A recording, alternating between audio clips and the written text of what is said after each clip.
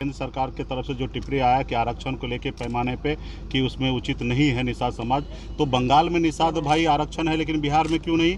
जब दिल्ली में निषाद समाज को आरक्षण है तो बिहार में क्यों नहीं? तो मेरी लड़ाई है कि निषाद समाज को आरक्षण दिलाना। इसके लिए मैं महामहिम राज्यपाल महोदय से मिला हूँ, ज्ञापन दिया हूँ और मैं उम्मीद करता हूँ कि इस पर ठोस निर्णय लिया जाएगा। तो इसके लिए लड़ाई लड़ते रहेंगे। नमस्कार, न्यूज़ नेशन देख रहे हैं। मैं हूं वंदना। वीआईपी सुप्रीमो मुकेश सहनी एक बार फिर से ताकत को दिखा रहे हैं। आपको बता दें कि उन्होंने निषाद समाज को लेकर के केंद्र सरकार को उन्होंने ज्ञापन सौंपा था। कहीं ना कहीं केंद्र सरकार उसे बहिष्कार कर दिया था, जिसके बाद से लगातार मुकेश सहनी नाराज चल रहे थे।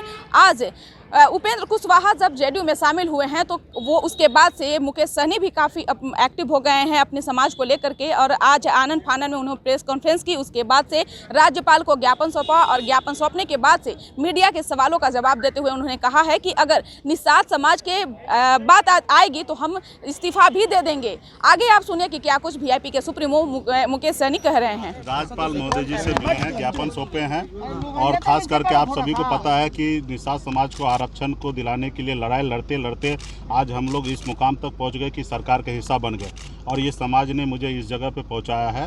और अभी हाल फिलहाल में केंद्र सरकार की तरफ से जो टिप्पणी आया कि आरक्षण को लेकर पैमाने पे कि उसमें उचित नहीं है निषाद समाज, तो बंगाल में निषाद भाई आरक्षण है लेकिन बिहार में क्यों नहीं? जब दिल्ली में निषाद समाज को आरक्षण है तो बिहार में क्यों नहीं? तो मेरी लड़ाई है कि निषाद समाज को आरक्षण दिलाना। इसके लिए मैं महामहिम राज्यपाल महोदय से मिला हूँ, ज्ञापन दिया हूँ और मैं उम्मीद करता हूँ कि इस पर ठोस निर्णय लिया जाएगा।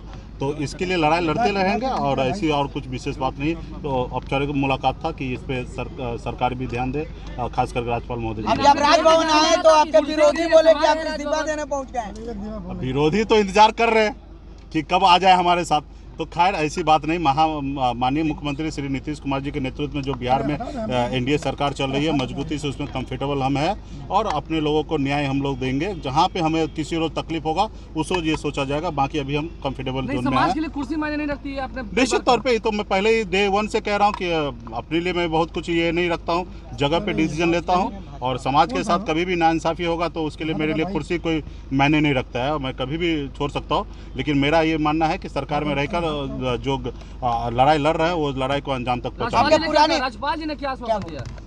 निश्चित तौर पर महामहिम राज्यपाल महोदय जी ने बोले कि इस पर मैं पहल कर रहा हूँ और जल्द पहल करेंगे।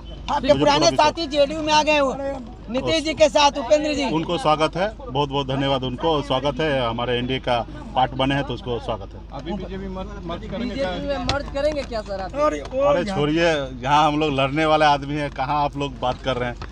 ठीक है, हमारे पार्टी में किसी को मर्ज करना तो भिजवा दीजिए। तो आपने सुन लिया कि क्या कुछ कहे। उन्होंने साफ तौर से कहा है कि जिस प्रकार से हमें इस्तीफे देने की जो चर्चाएं हो रही है, लगातार सुर्खियों में बने हुए थे मुकेश सहनी की मुकेश सहनी जल्द ही इस्तीफा देने वाले हैं।